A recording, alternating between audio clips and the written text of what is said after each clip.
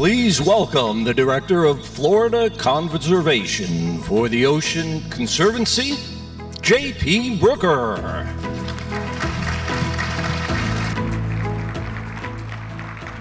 Hello, everybody. Who's excited for the second day of Corridor Connect? Woo! All right, well, welcome to day 2. And today, we're going to be talking about ecology plus economy. That's the theme for this event, for a better Florida. And today is all about that collaboration, the solution building, and the power of shared vision. And we're going to start the day here on the main stage, but then you'll have 2 opportunities for breakout sessions through the Corridor Academy and through the Solutions Lab. So there's a lot of exciting conversations planned for today, and I'm excited to be a part of those conversations with you. My name's J.P. Brooker. I'm the Director of Florida Conservation for Ocean Conservancy, and I'm based in St. Petersburg, Florida. I'm a lawyer by training, and I sit on the Executive Council of the Florida Bar's Environmental and Land Use Law section. If it deals with Florida's ocean and coasts, Ocean Conservancy is working on it. We do have a specific focus on water quality and abundance and on marine debris and plastics. I've personally worked on federal and state level fisheries issues for the last decade.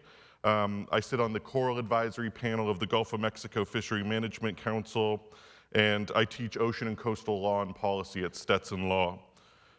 Ocean Conservancy is the nation's oldest nonprofit dedicated exclusively to marine conservation. We were founded in 1972. We're headquartered in Washington, D.C., and we have been in Florida for 4 decades. We have offices in St. Pete, where I sit, and also in Miami and in Jacksonville.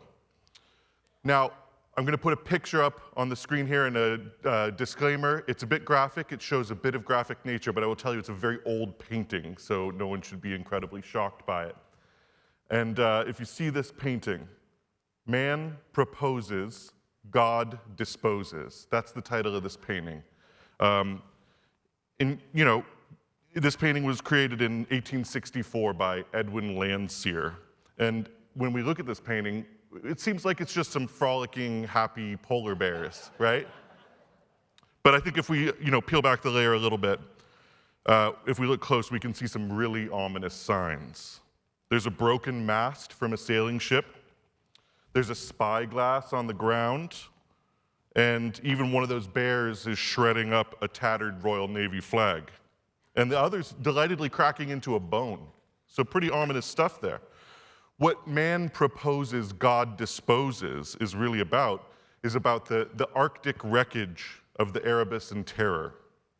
And if we recall our history lessons, these were the 2 Royal Navy vessels led by John Franklin to explore the Northwest Passage. Franklin's expedition mysteriously vanished without a trace in 1845, and 134 sailors simply disappeared into the endless frozen wilderness, never to be seen from again. So a pretty grim way to kick off Corridor Connect, thinking about the ill-fated Erebus and Terror expedition. But what I love about this picture, and what I hope you can see in this picture, is the uninhibited delight, the pure zeal of these polar bears. It shows us that nature, and these polar bears really are representatives of a wild and untamed nature. Nature is a powerful and awesome force. Landseer's painting shows us how nature is red in tooth and claw, and how man's audacious plans are mere follies at the disposal of a tremendous and powerful wilderness. And that's what I love about nature, the raw power and grandeur and beauty of it, and how little it makes me feel in the face of its absoluteness and its abundance. To me, nature has spiritual significance, and I think to many of you in this room it does as well. And it's in relation to nature that we humans often derive our sense of being and our sense of place. And it's why I love the ocean and why I've dedicated my life to the conservation and protection of Florida's waters. I was born and raised on the Indian River in East Central Florida in Brevard County, and my earliest memories are from the river itself, which isn't really a river at all, but it's a massive 156-mile-long lagoon, and it holds one of the highest concentrations of biodiversity on the planet. As a little boy, I spent countless hours collecting tiny creatures in the muck of the lagoon, little brittle stars, blennies, comb jellies, glass shrimp. As an older boy, I fished. I caught snook, speckled trout, redfish. And as an adult, I still go to the Indian River. It's a direct conduit for my personal connection to Florida's environment, but it's culturally significant.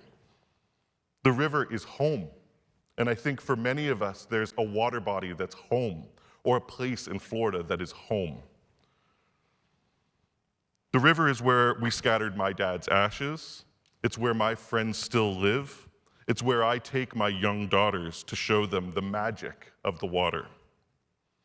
And the Indian River is just one of so many of Florida's magical waters that are so near and dear to the hearts of us Floridians.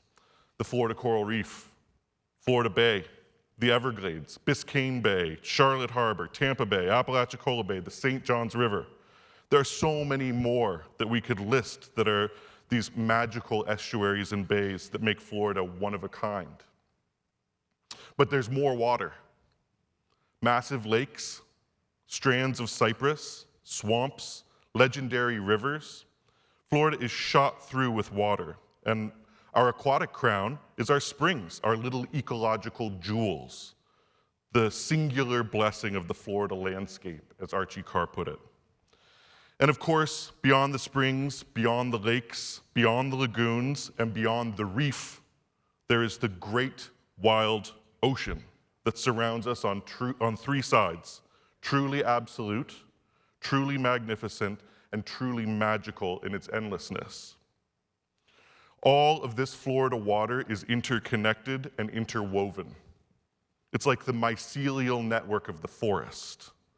The water is a web that surrounds, crisscrosses, and punctures our peninsula, and it shares a delicately balanced economy of nutrients and flow. For example, a single drop of water starting here in Central Florida will end up in the wild ocean. Its journey takes it through the chain of lakes, down the Kissimmee River, into Lake Okeechobee, through the Everglades, into Florida Bay, through the Keys, and out onto the Coral Reef. And that drop of water is critically important to each of those ecosystems, as it delivers hydration and nutrients along its path. This journey of that drop of water has been formed over millennia, and it's only in the past 2 centuries that we humans have unraveled the complexity of the water web as we've intensively developed Florida, and as we're now seeing 1,000 people move to the state every day. Developing solutions to protect the pathways and corridors of wild Florida are critically intertwined with the push to protect Florida's water from inland sources to the ocean and vice versa. And that's why it's so important that all of us from all walks of life, all stakeholder groups are here today to connect and build out our relationships in pursuit of protecting the Florida that we all so love. The commercial fisherman, the recreational angler, the scuba diver, the surfer, the sailor, all of these folks have a stake in this game to protect Florida's wildlife. And they're right alongside the hunter, the rancher, and the farmer in developing and implementing durable solutions to protect the ecology and the economy of the Sunshine State. Now back to these bears. Bears are gone. But back to these bears. I want you to remember these bears, okay? I want you to remember them, and I challenge you to remember these polar bears as we have these critically important talks today. Remember them for that zealous abundance that they represent. Remember them as icons of a vision for a teeming nature that we want to see here in Florida. Remember them as emblematic of an unbridled Florida wilderness that we want to stand in reverent awe of forever. Thank you for listening, and I look forward to sharing and learning with you today.